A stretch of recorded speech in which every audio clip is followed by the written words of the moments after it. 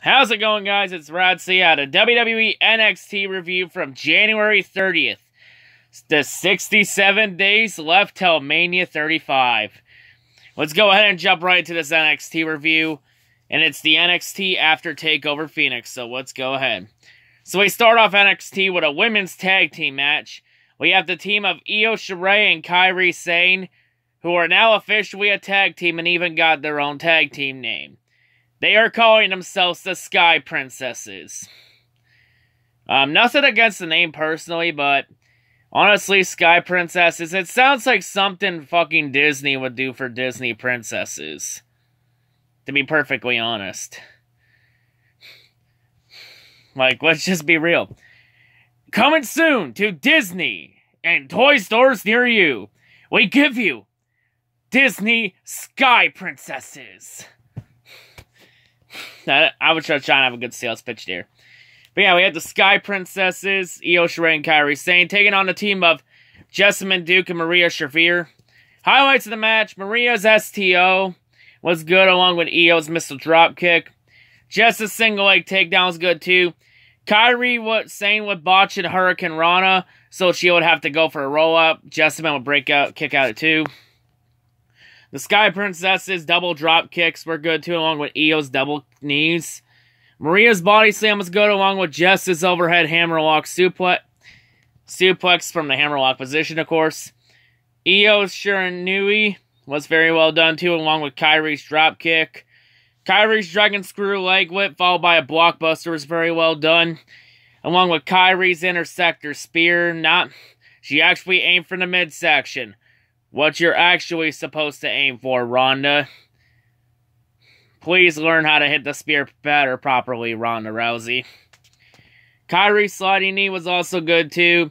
Sky Princess's pop-up elbow drop was good too, along with Io's suicide dive. Match ending, Kairi hits the insane elbow on Maria. Kairi gets the 3 count for the win. So yes, they're officially a tag team. Could this mean they could come up to the main roster soon once we have the women's tag team division in play? We'll have to wait and see. But then continuing on, the next bit of the show, NXT, we go back and we look back at the NXT title matches along with Matt Riddle and Cassius Ohno from TakeOver Phoenix. Excuse me. If you want my thoughts on all that, just go ahead and go watch my NXT TakeOver Phoenix review. You'll get all my thoughts on the matches and my analysis on it. But of course, at TakeOver, we crowned 2 new champions, and the forms of the War Raiders becoming the new NXT Tag Champions, and Johnny Gargano becoming the new NXT North American Champion. And we also had a lot of NXT call-ups, of course, in the Royal Rumble. For the women's match, we had Candice LeRae and Kairi Sane and Io Shirai. We also had Xia Li. And we had Rhea Ripley from the UK women's division. So yeah, at least 5 call-ups there for NXT into women's Rumble. In the men's Rumble, it was a little bit more calm. We had, there was Johnny Gargano and Aleister Black from NXT. And we also had UK champion Pete Dunne. That was also brought in, so at least 3 call-ups there. Hey, I did say Pete Dunne would compete in the main roster match.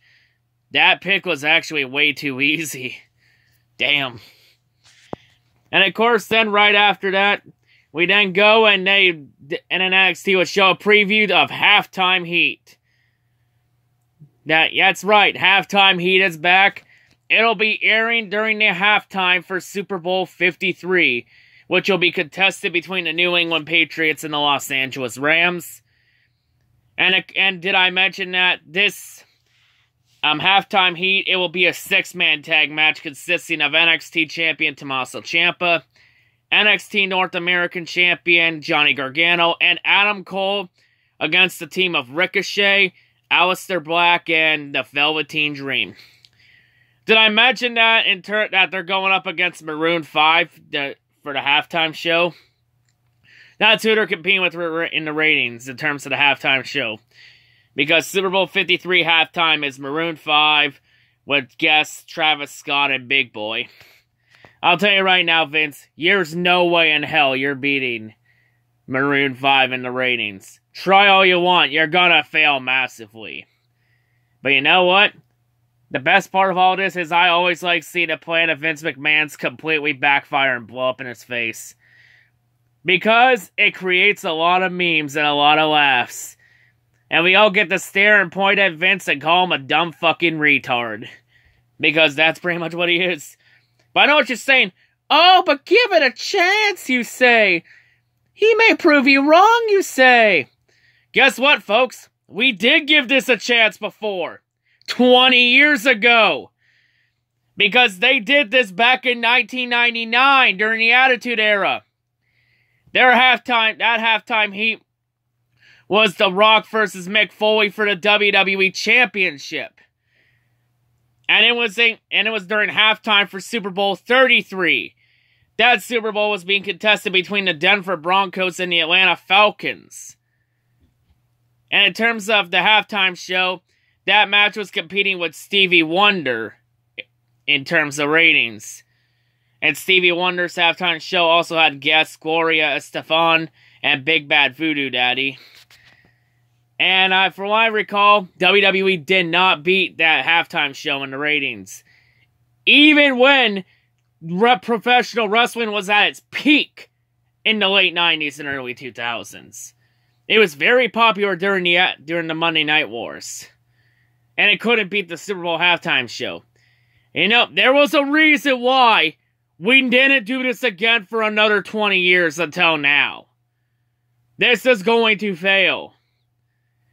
Like, seriously, Vince. I know you're dumb, but you can't be this fucking stupid. And kids, this is why you don't be a Vince McMahon. This is why you don't be an arrogant fucking idiot. It will always come back to bite you in the ass. Because Vince McMahon somehow still thinks this is 1999. Guess what, Vince? This isn't 1999. This is 2019. Snap back to reality and come join the times. But yeah, I think I ran it on long enough for the final time this week on Halftime Heat. So, of course, next week on NXT, we're going to have new NXT North American Champion Johnny Gargano back live. But now let's get to our main event. Yes, we're at our main event. There's only 2 matches tonight. So our main event's a tag team match. It's the Street Profits, Montez Ford and Angelo Dawkins, against the Forgotten Sons, Steve Cutler and Wesley Blake. Highlights of the match. Angelo's double leg takedown right at the start was very well done, along with Montez's back body drop. The Street Profits double flapjack was good, along with Steve Cutler's backbreaker and a standing suplex. Forgotten Sons double backbreaker was good. The Forgotten Sons powerbomb double knees combo was very well done. Angelo's 2 pop-up power body drops are very well done too, along with Angelo's drop kick followed by a back body drop. So yeah, very well done there. Montez's front flip dive was good. Angelo's double leg into a spear, very well done. He hits that spear a lot better than Ronda and Roman. Like, Ronda, please get it together. I want to like you. Don't give me a reason to fucking hate you. So continuing on, the Street Profits electric chair suplex was very well done. So match ending. While the ref was distracted at ringside, Jackson Ryder would get involved, while of course the ref is distracted. So then Forgotten Sons will then go hit the reverse DDT stomp on Angelo Dawkins. Forgotten Sons get the 3 count for the win. So they build on some momentum and they stand tall, and that's how we end NXT. So only 2 tag matches, not even any singles. Damn. But yeah, decent show. Other than the Kyrie Sane botch, not much happened. So yeah, in terms of a rating for NXT, 6 out of 10. 6 out of 10. They still had 10 minutes of airtime left. Like, they could have easily